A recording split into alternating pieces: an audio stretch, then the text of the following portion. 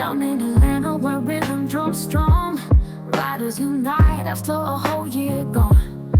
Heritage and history blended so sweet, a family reunion beat by beat. Alright, hi guys, Jazz on Fire here, and we are live at Black Writers Weekend with the lovely Nikki Clarke. Thank you so much. You're welcome. Good to be here. Love it. Okay, how have you been enjoying your experience here at Black Writers Weekend? I feel like this has been such a profound and useful conference.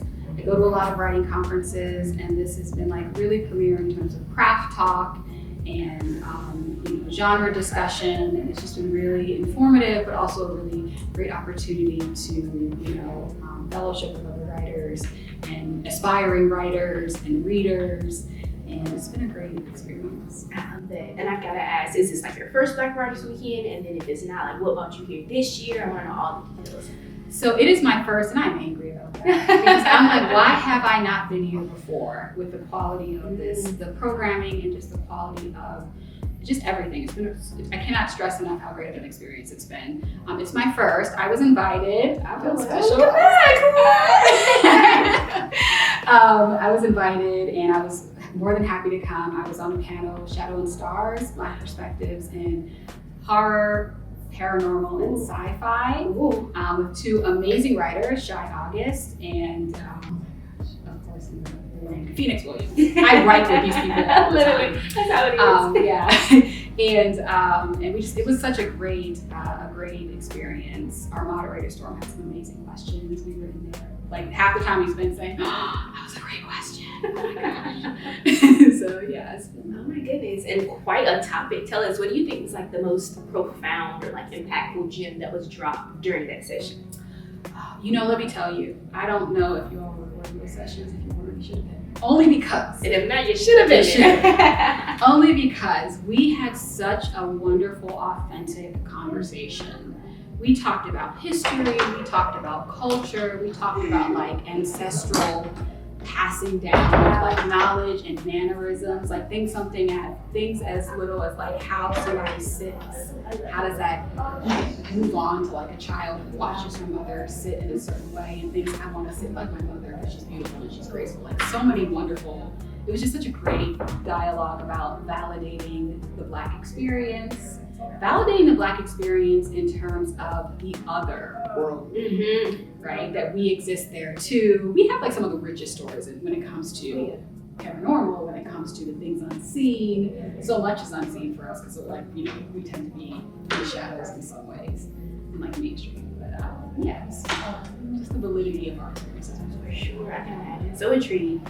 I want to know, because I feel like horror and all of those things, that genre feels like you said, one where we typically aren't at the forefront, like that wasn't created for us, or like we weren't necessarily highlighted and spotlighted.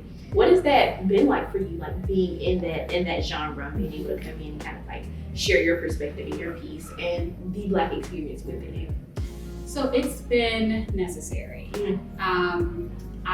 That was one of the questions, actually. It's great. Everybody has great questions. And the things that we highlighted were things like, I was fortunate enough to grow up in spaces where everybody was Black, and also with an awareness that was a valid space to grow up in. It wasn't an other space. It was the premier space. The default. Yes, it was. Yes, it was. And so for me, I'm writing from that validity. So I'm not even countering anything else, because anything else doesn't exist as forefront for me. It's not the default. But what I'm really happy to see are so many other writers. Like we have such a wonderful just community of speculative, sci-fi, horror, like space where men and women, people of all experiences, people of all identities are placing themselves into these stories, sharing their experiences in these stories.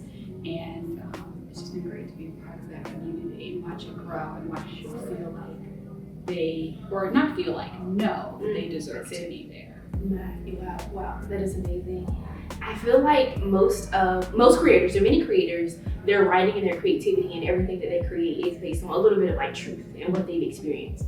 you know, maybe you have been hanging with ghouls and ghosts and all the things, but tell us a little bit about your book, what you have with you, and how you're able to kind of step into that. Like, what does it look like to channel these stories, and how do you come up with them? Absolutely. So my first series is a novel called The Like a Planet Lovers. It is an alien romance. There are six books in the series, and I'm coming out with a new one. Come on! And I also write shifters, I write vampires, I write, you know, across the range of, you know, the other. So I always say that the heroines in my books are patterned after my sisters. And I'm always trying to give them the kind of love and devotion that they deserve, that perhaps they haven't fulfilled yet in their lives, or even just women I know who haven't fulfilled that yet in their lives. I'm very intentional about the heroes in my stories being kind and gentle.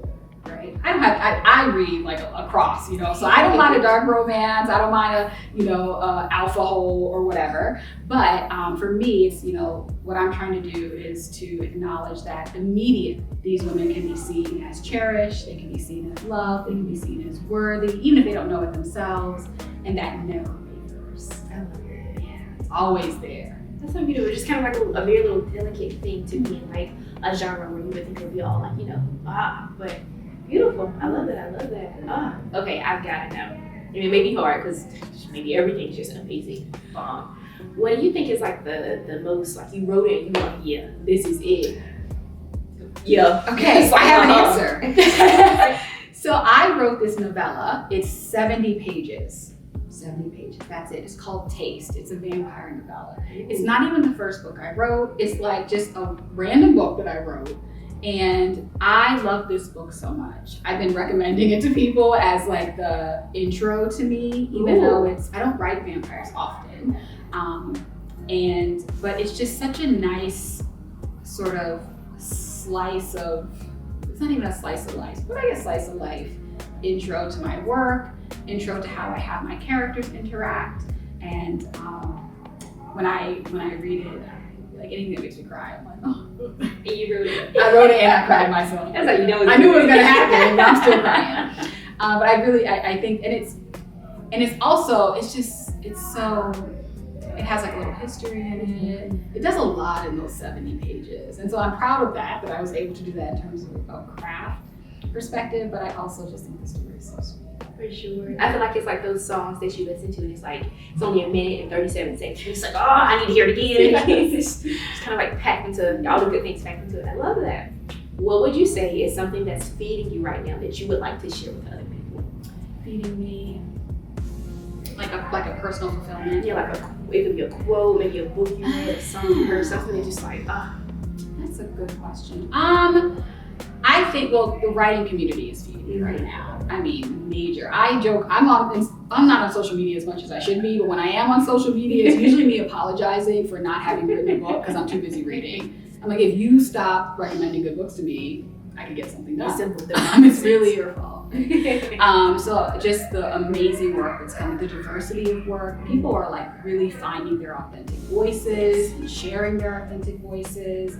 And I'm a reader first. I've been reading since I was 2. One of those. I'm gonna read all the books, even if it means I don't write. I love that. Well, thank you so much for being here at Black Writers Week, and thank you for your contribution to the community. And we just can't wait to, first of all, catch that next book. Absolutely. You gotta plug them. You gotta tell them what they can find. It is called Bear. It's not on pre-order, but it will be coming in mid-fall. And it is the 7th book in the Like a Planet Lovers series. And yeah, it's been a great experience. I'm so happy to be here. Of course. Thank you again. Catch the next one.